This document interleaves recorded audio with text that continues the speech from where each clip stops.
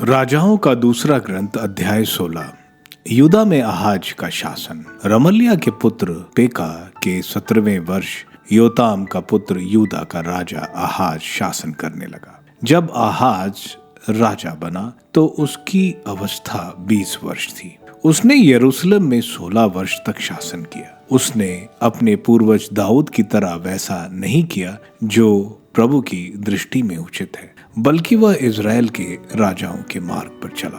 प्रभु ने जो राष्ट्र इज़राइलियों के सामने से भगा दिए थे, उसने उन्हें घृणित कार्यों के अनुसार अपने पुत्र की होम बलि चढ़ाई। वह पहाड़ी स्थानों में टीलों पर और प्रत्येक छायादार वृक्ष के नीचे बलिदान चढ़ाता और धूप देता था। अराम का राजा रसीन और रमल्याह का पुत्र इज़राइल का राजा पेका दोनों यरूशलेम पर आक्रमण करने आए। उन्होंने आहाज को घेर लिया, लेकिन वे उसे पराजित नहीं कर सके। उस समय आराम के राजा रसीन ने एलत से यूदा के लोगों को निर्वासित किया और एलत को फिर आराम में मिला ली। एदोमी आकर वहां बस गए और आज तक वहां निवास करते हैं। आहाज ने दूतों द्वारा असूर के राजा तिग्लत पिलेसेर को यह संदेश भेजा, मैं आपका दास हूँ, आपका पुत्र हूँ। आइए और मुझ पर आक्रमण करने वाले आराम और इज़राइल के राजाओं के चुंगल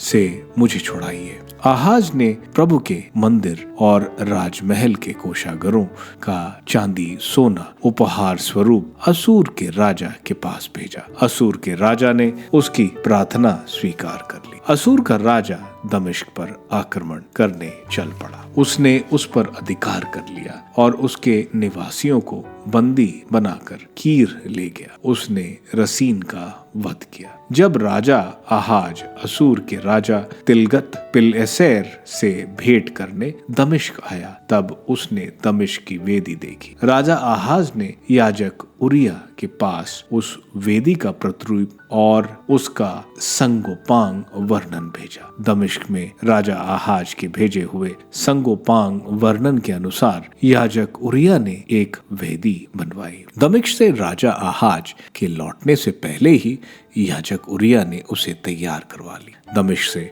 लौट आने पर राजा वेदी को देखने आया। राजा ने उसके पास आकर उस पर चढ़ावा अर्पित किया। उसने उस पर होम बलि और अन्न बलि चढ़ाई और अर्घ अर्पित किया और शांति बलि का रक्त वेदी पर छिड़का। उसने कांसे की वेदी को हटवाया जो प्रभु के सामने नई वेदी और प्रभु के मंदिर के बीच में थी, और उसे नई वेदी के उत्तर में रखवाया। राजा आहाज ने याजक उरिया को यह आदेश दिया, आप प्रातः काल की होम बलि और संध्या की अन्न बलि, राजा की होम बलि और अन्न बलि, देश के सब लोगों की होम बलि, अन्न बलि और अर्थ बड़ी वेदी पर चढ़ाएंगे और उस पर होम बलियों और चढ़ावों का रक्त छिड़केंगे। मैं कांसे की वेदी के विषय में विचार करने के बाद आपको बताऊंगा। याजक उरिया ने राजा आहाज के आदेश का पालन किया। राजा आहाज ने ढेलों के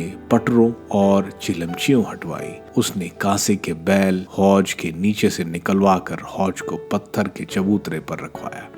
उसने असूर के राजा के कारण मंदिर के भीतर बनवाया हुआ विश्राम दिवस का 14वां और प्रभु के मंदिर के बाहर का राजकीय प्रवेश मार्ग हटवाया। आहाज का शेष इतिहास और उसका कार्यकलाप यूदा के राजाओं के इतिहास ग्रंथ में लिखा है। आहाज अपने पूर्वजों से जा मिला और उनके पास दाऊद नगर में दफनाया गया। उसका पुत्र हिजकिय्याह उसकी जगह राजा बना।